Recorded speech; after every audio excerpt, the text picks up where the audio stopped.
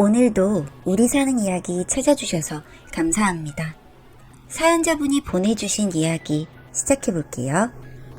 30대 중반으로 접어들 때쯤 친구의 연락으로 소개팅을 하게 되었습니다. 자기 신랑 대학 동창인데 나이도 너보다 한 살 많고 솔로고 너무 잘 어울릴 것 같다고, 더 늦기 전에 연애라도 하라며 소개를 해주기에 한번 해보자 하고 그 소개팅을 받았습니다. 이야기가 나온 지 얼마 되지 않아 약속을 잡고 한 커피숍에서 만났어요. 잘생긴 얼굴은 아니지만 선한 인상에 체격도 괜찮고 아직 솔로가 맞나 싶은 그런 사람이 나와 놀랐습니다.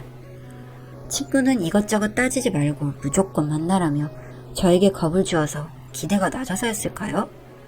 생각보다 너무 괜찮은 사람이 나와 기분 좋게 자리에 앉았습니다. 이런저런 이야기를 했고 나이가 적지 않기에 정중하면서도 심도 있는 이야기를 이어나갔어요. 이야기를 할수록 이 사람이라면 많은 시간을 함께해도 아깝지 않겠구나 라는 생각을 하며 대화를 이어갔는데, 상대방에서 자리가 마무리될 즈음 결혼을 전제로 하는 진지한 만남을 하고 싶다고 이야기해주더라고요.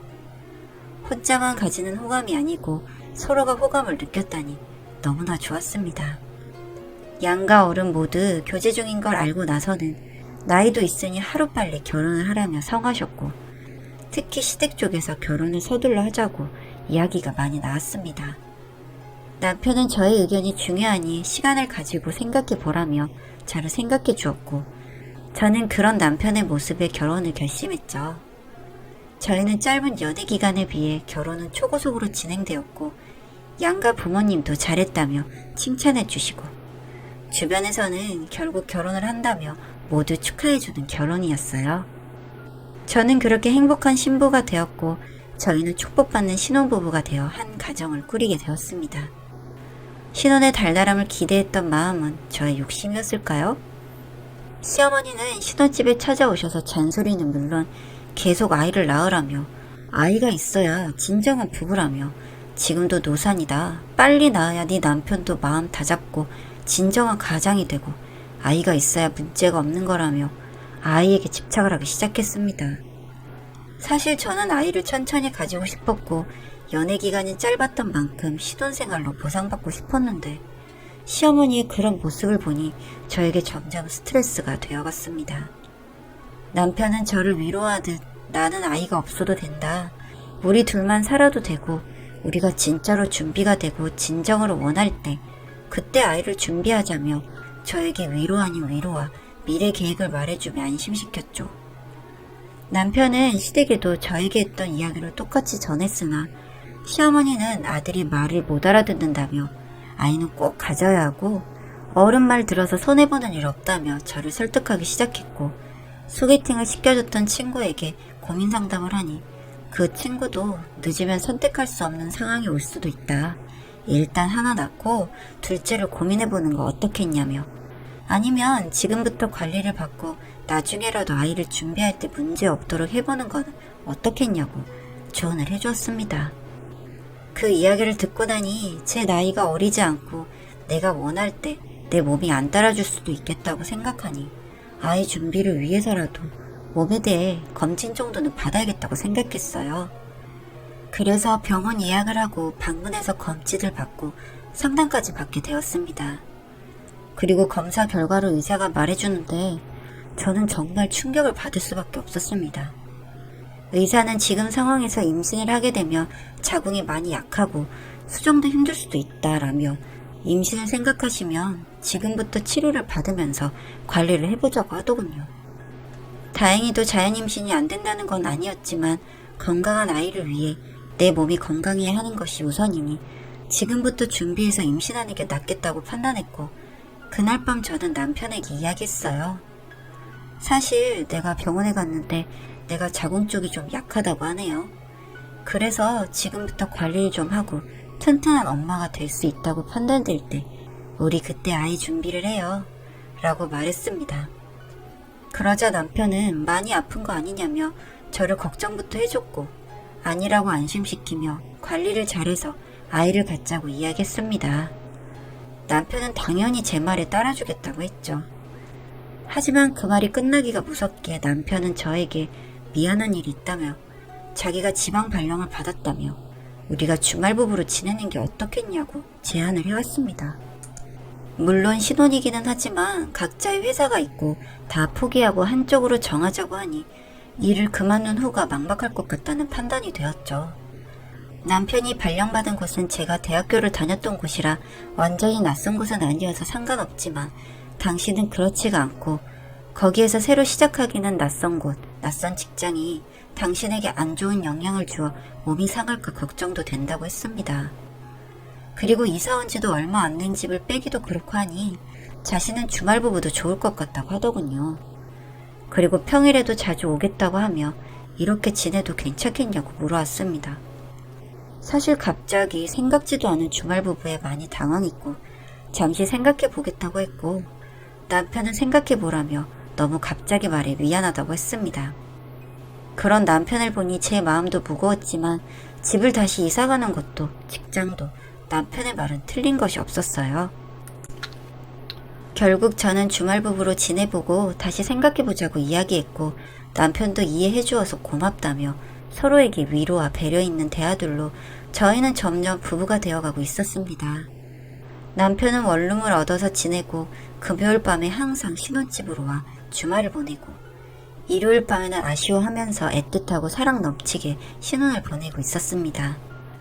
그렇게 주말 부부가 되어 평일 밤에는 시간이 많아진 저는 친구와 자연스럽게 얼굴을 많이 보게 되었고 시시콜콜한 이야기를 하며 신혼이면서 주말 부부로 애틋해진 저희 부부를 한편으로는 부러워도 하고 한편으로는 질투도 하며 평일을 보냈습니다.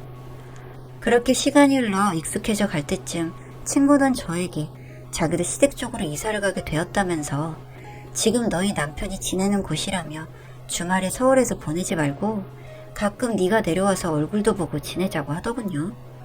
남자들끼리는 대학 동기니 졸업한 대학교 가서 놀라고 하고 우리는 거기서 같이 놀자고요. 지금처럼은 아니어도 꼭 얼굴 보고 지내자며 아쉬움에 손을 잡고 저도 꼭 놀러 가겠다며 우리 꼭 자주 얼굴 보자며 이야기했습니다. 그렇게 남편도 친구도 지방으로 가고 나니 허전해진 마음을 다스리며 일상생활에 또다시 익숙해져 갈 때쯤 시어머니께 전화가 왔습니다. 결혼한 지가 몇 개월인데 아직 임신 소식이 없냐며 닥달을 하셨고 저는 그냥 속으로 혼자 삼켰습니다. 멀리 있는 남편에게 이야기해봤자 속만 상하고 해결할 수 없다는 걸 알기에 그냥 속으로 삼켰고 이런 재촉에 제 몸이 반응하는 듯 병원에서는 이제 임신을 해도 문제 없을 것 같다는 이야기를 해줬습니다.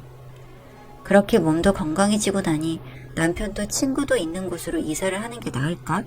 라는 고민이 들며 이번 주말에는 남편과 심도 있게 대화를 나눠봐야겠다고 생각했어요. 주말이 되었고 저는 남편에게 이제 임신 준비를 하는 게 좋을 것 같다고 이야기를 했고 남편은 스트레스 받지 말고 그냥 아이가 우리에게 오면 선택받았다 생각하고 아니면 그냥 서로 사랑하며 살자고 저를 다독여줬습니다. 그런 남편의 모습을 보니 아이 생각으로 스트레스 받지 말아야겠다고 결심했어요. 이제는 둘 다 문제없고 남은 건 하늘의 뜻이라고 저도 생각했으니까요. 그리고 나서 이렇게 지내봤는데 내가 지방으로 가는 게 어떻겠냐고 의사를 물었습니다. 남편은 항상 여유롭고 저를 생각해주던 사람이었는데 뭔가 엄청 당황한 표정을 잠깐 보이더군요. 하지만 이내 그런 표정은 사라지고 지방으로 와도 괜찮겠냐며 절 걱정하고 그럼 집을 이사하는 거니 시간이 좀 걸리겠다고 하더군요. 그리고 여기 집 정리하고 지금 살고 있는 원룸 정리하고 정리할 것과 알아볼 것들이 많으니 계획도 세워보고 했습니다. 급하지 않게 시간을 가지고 알아보자며 긍정적으로 말해줬어요. 사실 당황하길래 싫다는 건가? 라는 생각이 들어 서운할 뻔했지만 서울집과 지금 사는 집 두 집을 정리하고 한 집으로 이사가는 게 쉬운 일은 아니었으니 당황만 했다고 생각하고 전세기간을 다 채우고 그때 맞춰서 옮겨보는 거를 생각해보자는 결론을 내렸습니다. 2년 안 되는 시간이 남았기에 수긍하게 되었죠. 그렇게 주말 부부 생활을 이어가던 중 친구가 수척해진 모습으로 연락도 없이 찾아왔습니다. 친구는 저에게 알 수 없는 말들만 퍼부었죠. 친구는 사진 한 장을 보여주며 네 남편 바람 피워 라고 단호하게 말했습니다. 사진은 마트에서 신혼부부처럼 팔짱을 끼고 장을 보는 사진이었어요. 이게 뭐냐고, 무슨 일이냐고 물어봤습니다. 친구는 지방으로 이사를 간 후 남편의 친구이고 친구의 남편인 제 신랑에게 가까워졌으니 인사도 할 겸 연락을 하고 남편 집을 방문했다고 하더군요. 그렇게 집에 들어가 친구가 손을 씻었는데 긴 여자 머리카락을 발견했고 제 머리카락이 아니란 걸 알게 되었다고 합니다. 저는 단발머리거든요. 친구는 이상하지만 머리카락 하나로 이야기할 수 없기에 주변을 둘러보았는데 브러쉬에도 붙어있는 머리카락이 방금 발견한 머리카락과 동일하다는 것을 보고 다른 흔적이 없는지 보기 시작했다고 했습니다. 그리고 남자 화장품 사이에 끼어있는 여자 향수를 보았고 충분히 이상하다고 느꼈지만 저에게 말을 하기에는 의심하라는 꼴밖에 되지 않으니 찜찜한 느낌을 가지고만 있었다고 해요. 그러다가 주말에 저를 부를 생각을 했는데 혼자 장을 보러 갔다 마트에서 그 두 사람을 발견하고 제 친구는 그 사진을 들이밀며 자기 남편한테 물었다고 합니다. 지금 이거 무슨 상황인지 말해달라며 남편에게 물었는데 그 친구의 남편은 사진 속 그 여자를 보더니 순간 놀라 아무 말도 못했다고 하는 겁니다. 그리고 나서 입을 떼면서 한 이야기는 제 남편은 대학 때 자취를 했고 그 자취방에서 연상인 누나 살림을 차렸었다고 하네요. 그런데 그걸 모르고 아들 집에 예고 없이 찾아간 시어머니는 연생의 여자와 동거란한 아들을 보고 집을 다 뒤엎고 여자를 내쫓고 생리별을 하게 하셨대요. 그때 이후로 남편은 연애도 안 하고 허수아비처럼 한동안 살다 시간이 흘러 취업도 잊은 채 잘 살아가는 줄 알았고 그때 집에서 결혼을 하지 않는다며 걱정을 했고 또한 저도 집에서 결혼을 안 한다고 이야기가 나오고 있었기에 저희들을 엮어주었었다고 하더군요. 그런데 그 여자를 다시 만날 줄은 몰랐다며 친구 남편도 어쩔 줄 몰라 한다고 내가 어떻게 해야 하냐며 저에게 묻더라고요. 순간 저는 남편의 모습과 사진의 모습이 뒤엉켜 뭐가 진짜 모습인지 알 수 없었습니다. 저를 걱정하며 해주었던 이야기들은 자신을 위해 한 거짓말이며 우리의 미래를 위해 신중히 생각하자던 말은 자신의 지금의 시간을 방해받지 않기 위한 거짓말이었던 것이었죠. 모든 게 퍼즐처럼 딱딱 맞아 떨어지는 순간 제 눈에서도 눈물이 뚝뚝 떨어지기 시작했습니다. 그런데 울다 보니 머릿속이 갑자기 차가워지기 시작하더군요. 도저히 이렇게는 그냥 둘 수 없겠다는 생각이 들었습니다. 오로지 복수해주고 싶다는 생각밖엔 들지 않았던 것 같습니다. 친구에게 남편에게는 아직 이야기하지 않았는지 확인을 하니 지금 너에게 물어보려고 온 것이라며 아직 너희 남편은 우리가 아는 것도 모른다고 하더군요. 친구에게 지금처럼 비밀로 해달라 했고 저는 금요일을 기다렸습니다. 금요일 그의 퇴근 시간에 맞춰 원룸 현관 앞에서 반찬을 들고 기다렸고 남편은 많이 놀란 듯 하더군요. 놀랐겠죠. 뒤가 구린 인간이니. 저는 아무렇지 않게 지금까지 반찬도 맨날 싸서 보내줬고 전세 기간이 끝나면 이사 와야 하는데 이 주변도 봐야 하지 않겠냐며 그래서 서프라이즈 해주려고 왔다며 자연스럽게 집으로 들어갔습니다. 보기보다 철두철미한 건지 여자 향수는 보이지 않았어요. 그렇게 저는 남편을 씻으라고 했고 저는 침대 밑에 녹음기를 하나 붙여놓았습니다. 그리고 아무 일도 없다는 듯 방도 치워주고 반찬도 넣어주고 그런데 남편은 씻고 나오더니 잠은 신혼집으로 가자며 여기는 너무 좁다며 절 데리고 서울로 길을 쓰고 올라오더군요. 제가 그 침대에서 잠을 잘 것 같았나 봐요. 결국 저는 못 이기는 척하며 서울로 왔고 그 다음 주 평일엔 남편 모르게 가서 그때 몰래 보았던 현관 비밀번호로 문을 열고 들어갔습니다. 남자 화장품과 여자 화장품 그리고 여자 향수 금요일 제가 왔을 때와는 다른 느낌의 물건들이 많더군요. 눈으로 보니 화가 났지만 녹음기만 챙겨 서울로 왔습니다.